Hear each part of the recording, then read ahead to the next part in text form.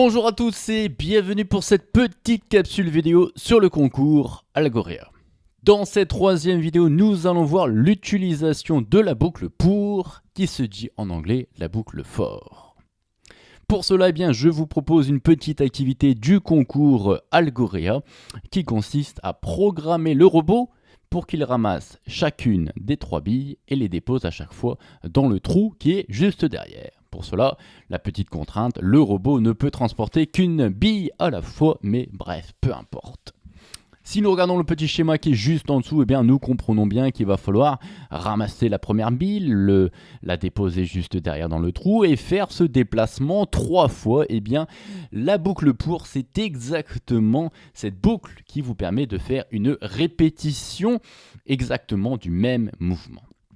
Pour cela, je vous propose tout de suite la commande qui vous permet de faire cette fameuse boucle pour. Je vous rappelle qu'on écrit en Python un langage qui est proche de l'anglais. Pour cela, j'écris for k in range 3 entre parenthèses et je n'oublie pas derrière mes 2 points.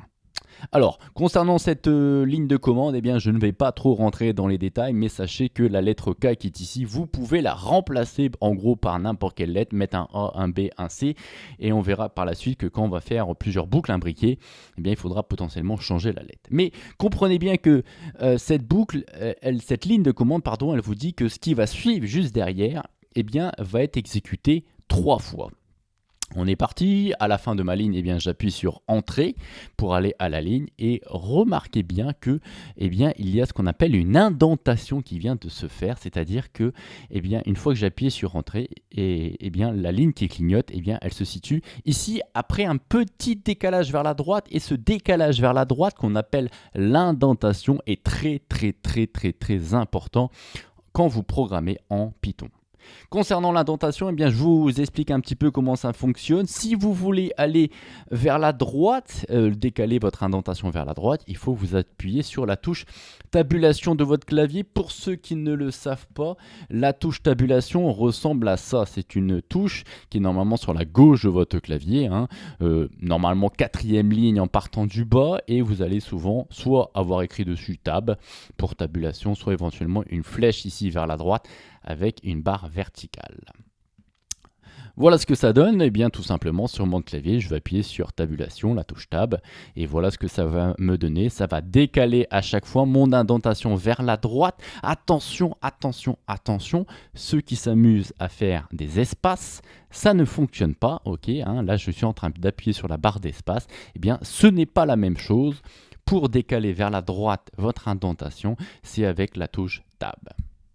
Si vous voulez revenir en arrière vers la gauche, vous faites de la même manière que vous avez l'habitude de le faire quand vous écrivez du texte. Vous appuyez sur la touche effacer de votre clavier. C'est souvent une flèche vers la gauche ou éventuellement, c'est écrit delete pour effacer en anglais, la touche de votre clavier ou éventuellement supprimer.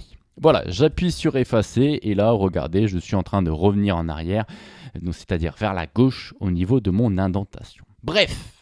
Regardons maintenant ce que ça donne. Je vais rentrer dans ma boucle, donc je rappelle petite indentation vers la droite, j'appuie donc sur la touche tabulation. Quel est le motif qu'il va falloir faire 3 fois? Il va falloir avancer une case vers la droite. Je vais donc vers la droite. Je continue à être dans ma boucle. J'appuie sur Entrée pour faire une nouvelle ligne de commande. Je vais donc de nouveau aller vers la droite. On va le faire combien de fois? 1 fois, 2 fois, 3 fois, 4 fois. Ok, on est parti. 1 fois, 2 fois, 3 fois, 4 fois. Remarquez ici une bonne chose. Ici, à chaque fois, j'ai respecté la même indentation pour que l'ordinateur comprenne bien que ces 4 lignes de commande, il va falloir les faire 3 fois parce que ces 4 lignes de commande sont dans la boucle pour K in range 3. Ok ? Donc, une fois que j'ai fait ces 4 mouvements vers la droite, je suis arrivé ici sur mon schéma. Je vais donc ramasser la bille. Je clique ici, j'appuie sur Entrée, je ramasse la bille, j'appuie de nouveau sur Entrée, je continue d'aller vers la droite. Et une fois que je suis arrivé sur la droite, je vais tout simplement déposer ma bille. On est bien d'accord, j'appuie 4 fois sur la droite, je ramasse la bille, je vais de nouveau à droite et je dépose ma bille.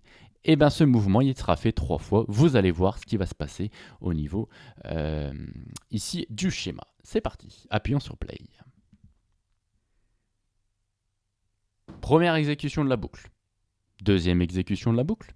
Troisième exécution de la boucle. L'objectif est atteint, nous avons réussi à ranger les billes. Avant de regarder la version 3 étoiles par vous-même, eh bien, je vous propose de revenir sur ce que nous venons de faire avec la version 2 étoiles.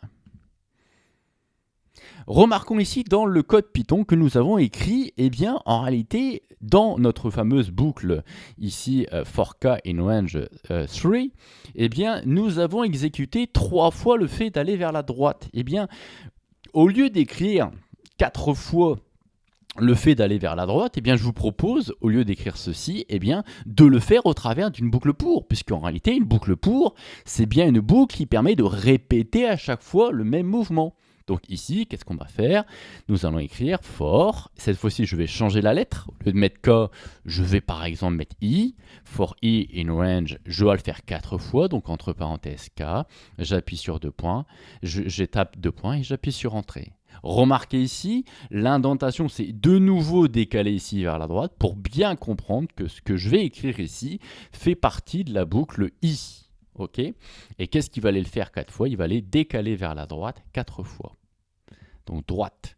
Éventuellement pour aérer un petit peu votre code, vous pouvez éventuellement ici passer un petit peu à la ligne pour que, eh bien pour aérer un petit peu votre code. Pour bien comprendre, il va falloir faire 3 fois ce mouvement-là. Ok. Qu'est-ce qui permet à l'ordinateur de bien comprendre que c'est toutes ces lignes de commande qu'il faut faire 3 fois? Eh bien, c'est l'indentation ici à chaque fois vers la droite qui est respectée. Ici, le mouvement tout simplement droite, il va falloir le faire 4 fois, puisque c'est l'indentation ici vers la droite qui indique à l'ordinateur que cette commande droite est à faire 4 fois. Mais pour bien comprendre, cette commande ici droite qui est faite 4 fois, au travers de la boucle I, elle sera faite en réalité de nouveau 3 fois.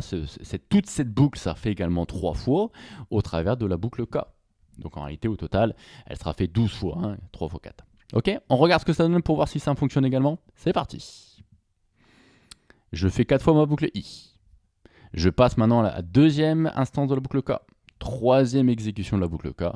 Voilà, nous avons terminé.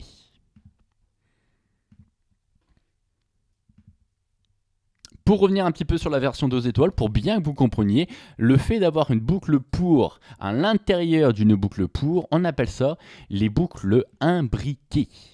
Ok, c'est la version la plus compliquée que vous pouvez avoir au niveau des boucles, c'est-à-dire mettre une boucle dans une boucle. En attendant, continuez à être curieux et prenez soin de vous et à la prochaine.